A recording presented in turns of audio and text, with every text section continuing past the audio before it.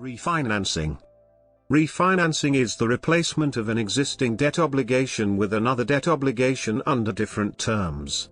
The terms and conditions of refinancing may vary widely by country, province, or state, based on several economic factors such as inherent risk, projected risk, political stability of a nation, currency stability, banking regulations, borrowers' creditworthiness, and credit rating of a nation. In many industrialized nations, a common form of refinancing is for a place of primary residency mortgage. If the replacement of debt occurs under financial distress, refinancing might be referred to as debt restructuring. A loan, debt, might be refinanced for various reasons.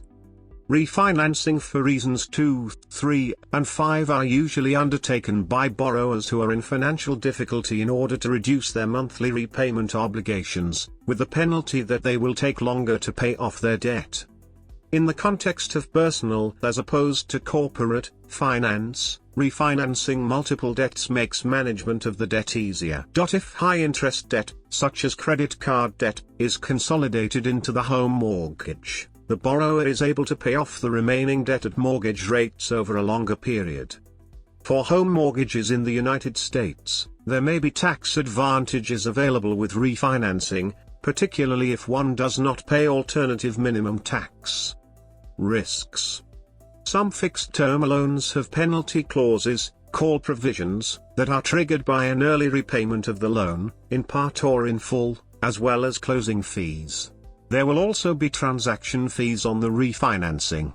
These fees must be calculated before embarking on a loan refinancing, as they can wipe out any savings generated through refinancing. Penalty clauses are only applicable to loans paid off prior to maturity. If a loan is paid off upon maturity, it is a new financing, not a refinancing, and all terms of the prior obligation terminate when the new financing funds pay off the prior debt. If the refinanced loan has the same interest rate as previously, but a longer term, it will result in a larger total interest cost over the life of the loan, and will result in the borrower remaining in debt for many more years. Typically, a refinanced loan will have a lower interest rate. This lower rate, combined with the new, longer term remaining on the loan, will lower payments. A borrower should calculate the total cost of a new loan compared to the existing loan. The new loan cost will include the closing costs, prepayment penalties, if any, and the interest paid over the life of the new loan. This should be lower than the remaining interest that will be paid on the existing loan to see if it makes financial sense to refinance. In some jurisdictions, varying by American state, refinanced mortgage loans are considered recourse debt, meaning that the borrower is liable in case of default, while unrefinanced mortgages are non-recourse debt. Points. Refinancing lenders often require a percentage of the total loan amount as an upfront payment. Typically, this amount is expressed in points, or premiums, in the United States. 1 point equals 1% of the total loan amount. More points, i.e. a larger upfront payment, will usually result in a lower interest rate. Some lenders will offer to finance parts of the loan themselves, thus generating so-called negative points, i.e. discounts. Types: U.S. loans only. No closing cost.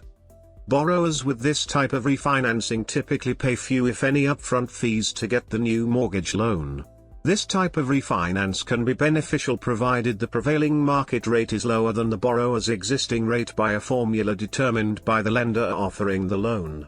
Before you read any further, do not provide any lender with a credit card number until they have provided you with a good faith estimate verifying it is truly a zero-cost loan. The appraisal fee cannot be paid for by the lender or broker, so this will always show up in the total settlement charges at the bottom of your GFE. This can be an excellent choice in a declining market, or if you are not sure you will hold the loan long enough to recoup the closing cost before you refinance or pay it off. For example, you plan on selling your home in 3 years, but it will take 5 years to recoup the closing cost. This could prevent you from considering a refinance. However, if you take the zero closing cost option, you can lower your interest rate without taking any risk of losing money. In this case the broker receives a credit or what's called yield spread premium, YSP. Yield spread premiums are the cash that a mortgage company receives for originating your loan. The broker provides the client and the documentation needed to process the loan, and the lender pays them for providing this service in lieu of paying one of their own loan officers. Since a brokerage can have more than one loan officer originating loans, they can sometimes receive additional YSP for bringing in a volume amount of loans. This is normally based on funding more than 1 million in total loans per month. This can greatly benefit the borrower, especially since April 1, 2011. New laws have been implemented by the federal government mandating that all brokers have set pricing with the lenders they do business with.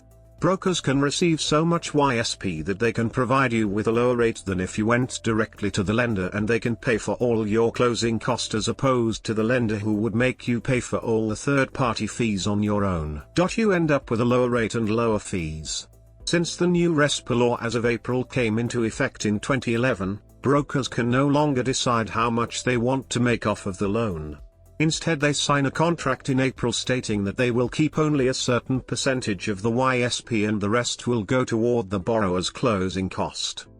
True, no closing cost mortgages are usually not the best options for people who know that they will keep that loan for the entire length of the term, or at least enough time to recoup the closing cost.